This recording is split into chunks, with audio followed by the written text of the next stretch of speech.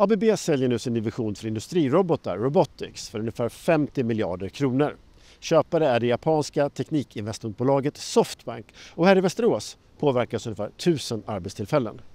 Ja, jag är ju västeråsare så det är klart att säga då som det här är sprungit ut en gång i tiden så lite kanske sorgligt, men vi var ju ändå förberedda. Vi visste ju att det skulle knoppas av och börsnoteras, så nu har det ju liksom ställts inför en annan situation att det är sålt. Ja, hur nåddes du av informationen? När fick du reda på att det här har sålts och inte knoppats av till ett eget bolag? Ja, det var i morse när jag tog del av nyheterna här på förmiddagen. Och hur kändes det då? Var det bra eller dåligt eller? Lite förvånande, för jag var nog inställd på att det skulle börsnoteras och knoppas av som det var sagt. Men så här är det väl i näringslivet att man hittar andra lösningar som är bättre för bolagets framtida utveckling och kolla konkurrenskraften, så att det kanske inte är så konstigt. Så sent som i somras så tog ju ABB första spadtaget på en ny fabrik för 3 miljarder ungefär här i Västerås just för Robotics. Hur tror du det påverkas nu? Ja, jag hoppas att inte den bilden förändras utan att det kommer att fortgå. Man har kommit ganska långt på den byggnationen, så jag hoppas ju verkligen att den kommer att stå klar här om några år och att man kommer att expandera som man har tänkt, även med den nya ägaren. Men hur ser du på framtiden nu då efter den här affären?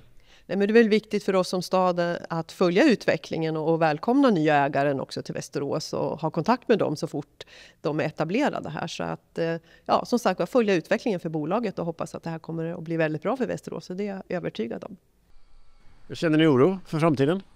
Nej, egentligen inte. På något sätt är det så att ABB har ju sedan ganska lång tid tillbaka sagt att Robotics ska spinnas ut i någon form eller annan. Huvudspåret har varit en särnotering.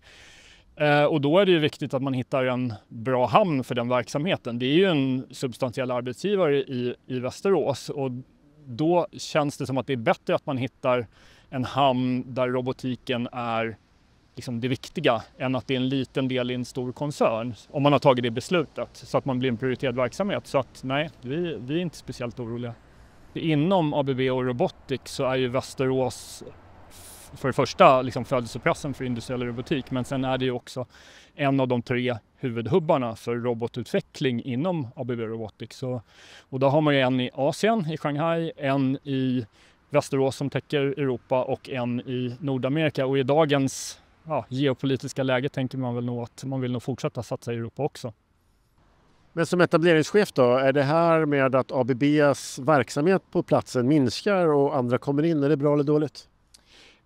Det kan ju vara både och, men på något sätt kan man ju se också att det blir flera ben att stå på. Om vi går tillbaks 30 år i tiden så var det här ASEA och sen ABB bara. Nu är det ju ABB, men det blir ju då också Softbank och Robotics. Det är Alstom på tågsidan, det är Westinghouse på kärnbränslesidan och det är då Hitachi som är på elkraftsidan, elöverföringssidan. Och helheten är nog större än den enskilda som var innan. Så att fler personer, mer människor och kanske fler huvudmän, kanske en större säkerhet än att ha en huvudman.